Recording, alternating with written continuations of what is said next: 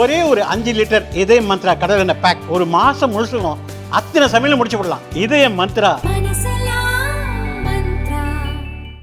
கிருஷ்ணகிரி வட்டம் தேவசுந்தரம் பஞ்சாயத்து அக்ரஹாரம் கிராமத்தில் தேவசுந்தரம் ஏரியில் பைபாஸ் கட்டுவதற்கு முன்பாக எல்லா கழிவுநீர்களும் அந்தந்த 4-5 ஏரிகளுக்கு போய் கொண்டிருந்தது. பைபாஸ் கட்டிய பின்னால் சுத்திகரிப்பு முனிசிபாலிட்டியில் கட்டி ஏரிக்குள்ளே கட்டி அந்த சுத்தமில்லாத தண்ணியை ஏரியில் விட்டு இப்போது அந்த அக்ரஹாரம், முல்லை நகர், நெக்குந்தி இந்த மாதிரி எல்லா கிராமத்துலேயும் வந்து கழிவுநீர் தேங்கி சுகாதார முறைகேடு இல்லாமல் எல்லா விளைநிலங்களும் கழிவு நீராகி விளைச்சலே இல்லாமல் போயிடுச்சு.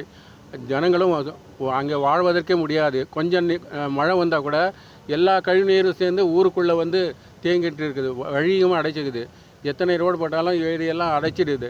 அதனால் இந்த சுத்திகரிப்பு நிலத்தை வேறு இடத்துக்கு மாற்றி நீங்கள் அந்த மக்களுக்கும் விவசாயத்துக்கும் மேம்படுத்துமாறு மாவட்ட ஆட்சித்தலைவரையும் அரசாங்கத்தையும் கேட்டுக்கொள்கிறோம். சாக்கடை ஆமாம், பாதாள சாக்கடை தண்ணீர் பூராவும் கிருஷ்ணகிரி அவ்வளோ ஜனத்தோடைய 20 லட்சம் ஜனங்களுடைய கழிவு நீரும் அந்த தேவசன ஏரியில் வந்து மாசுபட்டு எல்லாருக்கும் நோய் நொடி எல்லாம் நிறைய வருது. அதனால் சுகாதாரமும் கெடுது, அங்கே விவசாயமே சுத்தமாக போயிடுச்சு. அப்புறம் ரோடில் பூரா கொஞ்சம் மழை வந்தாவே ஏரி ரொம்ப தண்ணி வந்துடுது.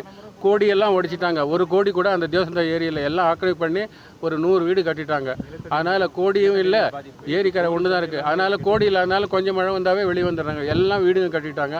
அதனால் ஆக்கிரமிப்பு ஆகிட்டு அந்த சுத்திகரிப்பு நிலையத்தை சுத்திகரிப்பு நிலையத்தை வேறு இடத்துக்கு மாட்டினா தான் அங்கே வந்து பொது இனங்கள் வாழ முடியும், விவசாயமும் பிழைக்கும்.